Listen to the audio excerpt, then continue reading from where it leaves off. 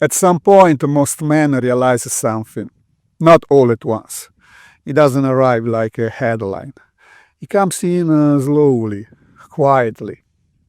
And the part that stays with me, the part I keep thinking about, is how long it takes. How many years pass before a man finally sees it clearly? And what those years cost him? I've been thinking about a specific kind of moment. It's not a crisis, not a breakdown. It's more ordinary than that. A man is somewhere. His kitchen, his car, maybe just sitting at his desk.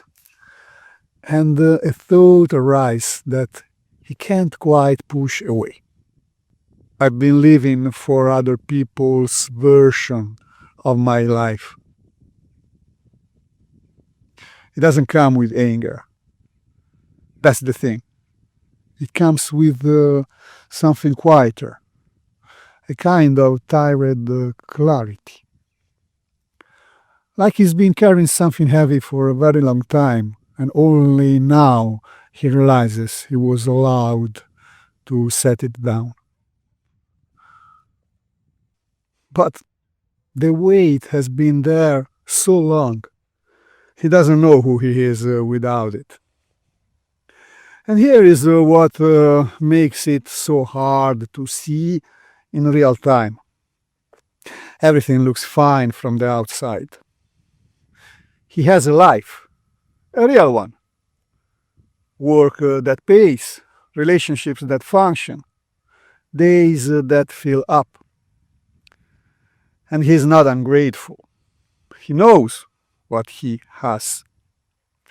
But there's a gap between the life he's living and some version of himself he stopped listening to a long time ago. He can't quite name what's missing. It's not a specific thing. It's more like a frequency he used to be tuned to that he can't find anymore. And the longer it goes unnamed, the more normal the silence starts to feel. Until one day, it doesn't feel normal anymore. It just feels like loss. But here is the strange part. Most men, when that feeling arrives, assume they did something wrong, that they made a bad choice somewhere, took a wrong turn, chose the wrong path. So they look backward, trying to find the mistake. But the truth is deeper than that, because for most men, the realization that comes too late isn't about a wrong turn they took. It's about a self they slowly stopped showing up for. Not dramatically, not all at once, just incrementally, year by year, compromise by compromise, responsibility by responsibility, until the man who exists now and the man who used to feel alive are separated by so much ordinary time that the distance feels impossible to cross. Most men never notice this happening. They only notice it when it's already done. There's something I think about a lot. How men are taught from very early on to orient themselves outward, toward achievement, toward duty, toward what's useful. That's not wrong. That orientation builds things, real things, families, careers, stability. But it also trains men to stop asking a very particular kind of question. Not what do I need to do, but what do I actually feel? Not what does this situation require, but what is true for me. And this is where things become interesting. Because when you spend 20 years not asking those questions, when you get really good at functioning without even checking in with yourself, something starts to hollow out, slowly, almost imperceptibly. But you are still performing all the roles. I mean, the father, the professional, the partner, the provider. You're still performing all the roles, but somewhere underneath the performance, there's a quiet absence. Like the lights are on in every room, but nobody's home. In the one that matters. And something changes after midlife. I've seen it in men I know, and I felt it myself. The things that used to feel like identity start to feel like furniture. Still there, still functional, but not really you. The title, the role, the image you've carefully maintained. And in that gap between the furniture and the actual person, a question starts to move quietly at first.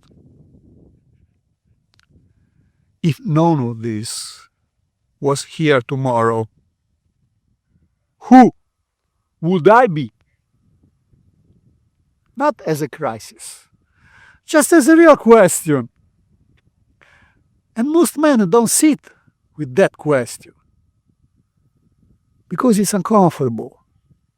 Because if you actually answer it honestly, if you really look at what's underneath the roles, you might find something there that's been neglected, something that needed attention years ago and never got it.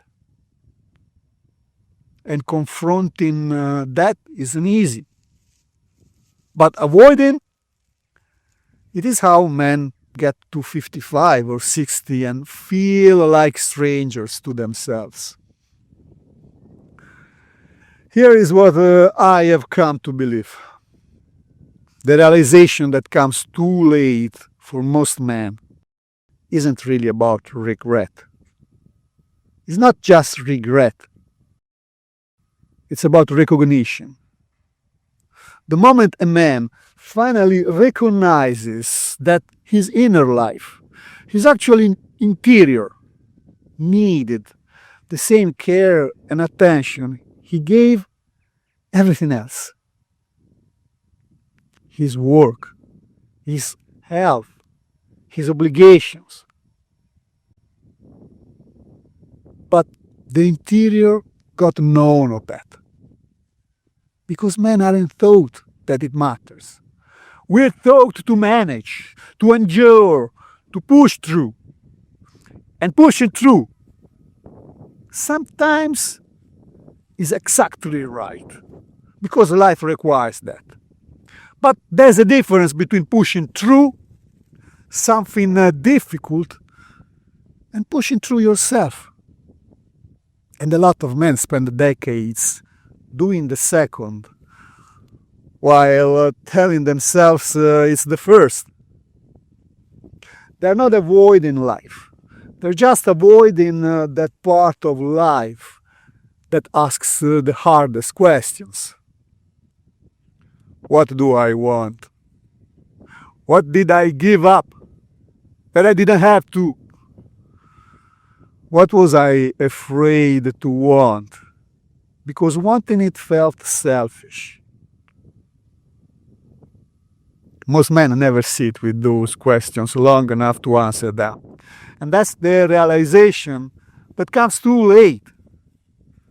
Not that they failed, but that they were so busy not failing, they forgot to actually live. So, I want to ask you something real, not something you answer out loud, just something you sit with. Is there a version of yourself, a way of being, something you used to care about, something you let go of, that you haven't thought about in a long time? Not because you forgot it, but because thinking about it hurts a little. Because there's grief in recognizing what you set aside, and it's easier not to look. But here is what I know about grief. It doesn't mean you made the wrong choices. It means you're still in there. The part of you that wanted something real, that cared about something beyond obligation, didn't disappear. It's just being quiet, waiting for you to have enough space to remember it. And the men who find their way back to themselves, not perfectly, not dramatically, they're not the ones who had easier lives. They're the ones who were willing to look.